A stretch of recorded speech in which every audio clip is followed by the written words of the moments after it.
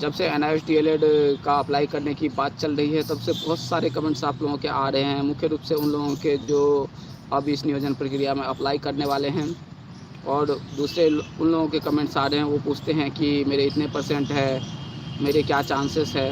तो सबसे पहले मैं आपको बता देना चाहूँ, बहुत सारे कमेंट आते ज़रूर है, लेकिन मैं सभी के कमेंट्स का रिप्लाई नहीं दे पाता हूँ। इसका कारण यह है कि बहुत सारे कमेंट आते हैं, तो सब लोगों का रिप्लाई दे पाना संभव नहीं हो पाता है। इसीलिए मैं बार बार आप लोगों के बीच लाइव आता हूँ। सीधा लाइव के दौरान अगर आप अपने सवाल पूछते हैं, तो अगर इसी तरह के सवाल किसी और व्यक्ति का होता है, तो उसे भी जवाब मिल जाता है।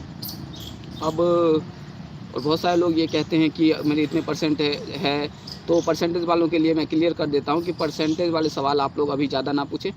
अगर कैंप लग जाता है तो 60% के आसपास जिनका भी मेरिट है, उन सभी का हो जाएगा। इतना ही बता देना काफ़ी रहेगा। और अगर कैंप नहीं लगता है तो हाई मेरिट से शुरुआत होगी। पहले हाई मेरिट वालों का होगा और फिर लो मेरिट वालों का होगा। ठीक है दोस्तों।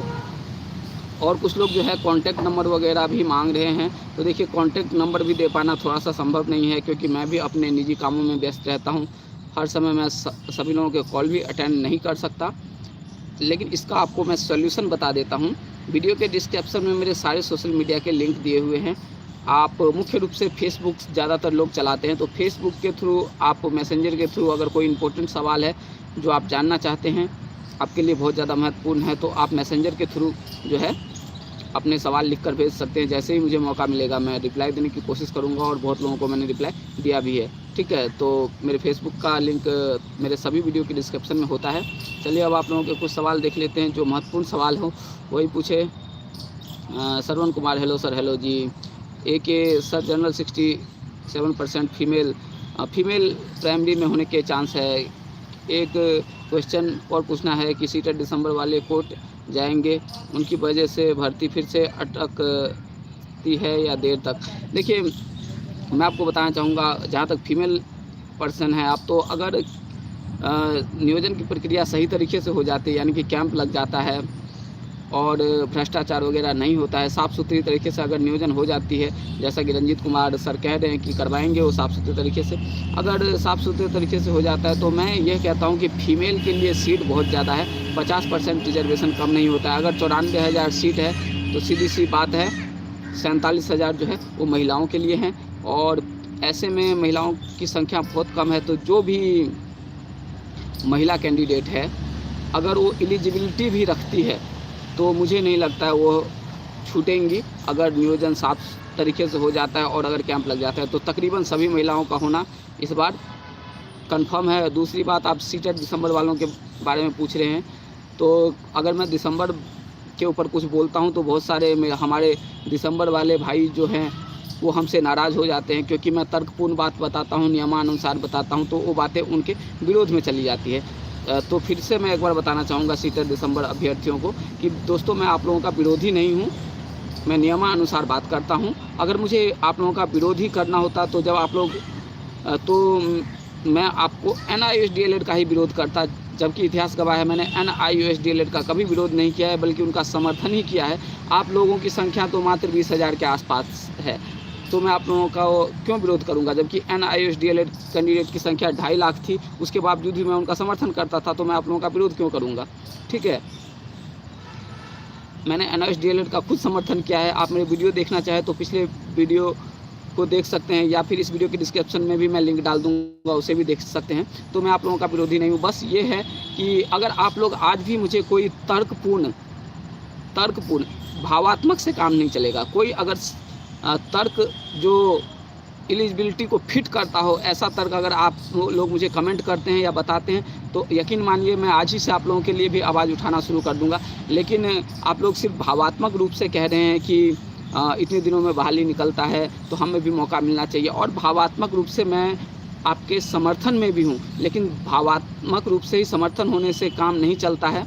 अगर हम कहीं पे भी कुछ डिमांड करते हैं, तो उसके लिए हमें तर्क देना पड़ता है, जो कि एक डॉक्यूमेंट्री तर्क हो या एक वैलिड तर्क हो कि हम भी एलिजिबल हैं। तो ऐसा कुछ मुझे दिख नहीं रहा है, और जब मुझे कुछ दिखता नहीं है, तो मैं निराधार ही तो इस सोशल मीडिया प्लेटफॉर्म से नहीं कह सकता हूँ कि भाई आप मौका दो। तो क्योंकि मैं निराधार बात नहीं करता हूँ, हमेशा मैं जो है रूल के अकॉर्डिंग बात करता हूँ। तो यही बात है दोस्तों, आप लोग मुझे अपना विरोधी ना समझे। अगर आप एक भी पॉइंट दे सकते हैं मुझे तो दीजिए, देखिए मैं आप लोगों के लिए आवाज़ उठाता हूँ।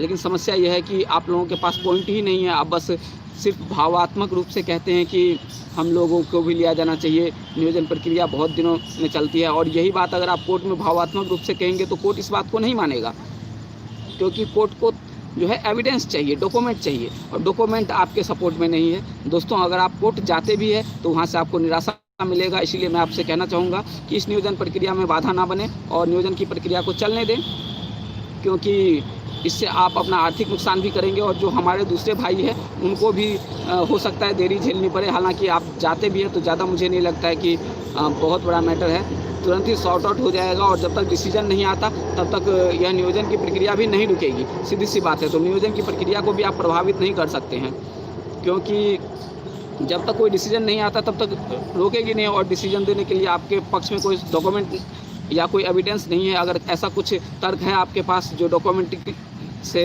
प्रूव है तो आप मुझे कमेंट कीजिए। नेक्स्ट सवाल देख लेते हैं। थोड़ा ज़्यादा ही बोल गया मैं, क्षमा कीजिएगा, मैं आप लोगों के विरोध में नहीं हूँ, बस मैं यही आप लोगों को कन्विंस करना चाहता था।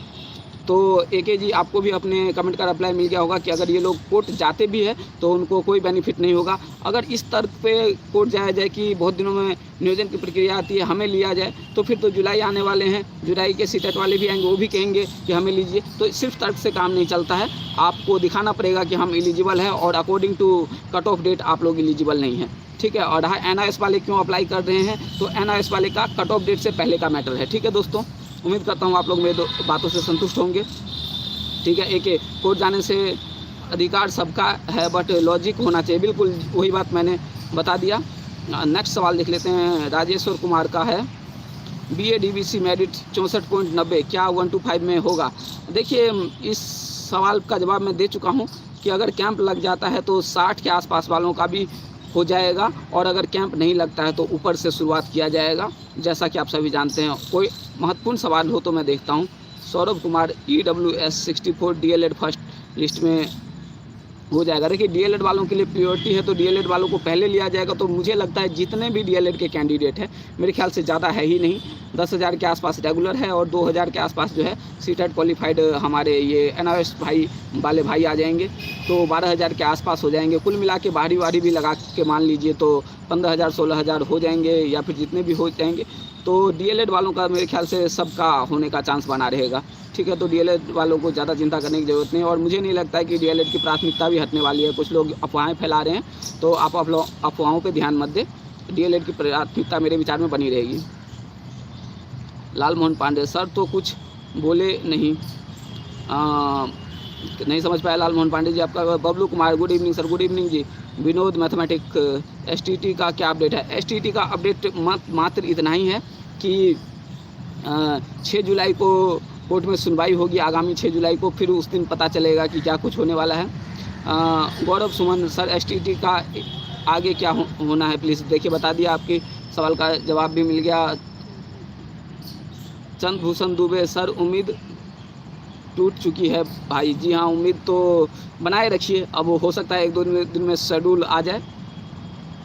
सर राज लॉलीपॉप, सर STT का एग्ज़ाम होगा या रिजल्ट देगा? देखिए अभी कंफर्म कुछ नहीं कहा जा सकता, मैटर कोर्ट में है, अब कोर्ट ही डिसाइड करेगी कि क्या होगा। अजय यादव, काउंसलिंग में सारे कैंडिडेट को अलाउ रहता है? जी नहीं, सारे को नहीं अलाउ रहता है, ठीक है। अब देखिए इस बार क्या प्रोसेस अपनाया जाता है, उस पर डिपेंड करेगा। 1-2 दिन और वेट कीजिए, शेड्यूल आ जाएगा। मणिभूषण कुमार, STT के बारे में बोले। देखिए STT के बारे में बोल दिया AK। Paramjit Kumar, hello ji, hello.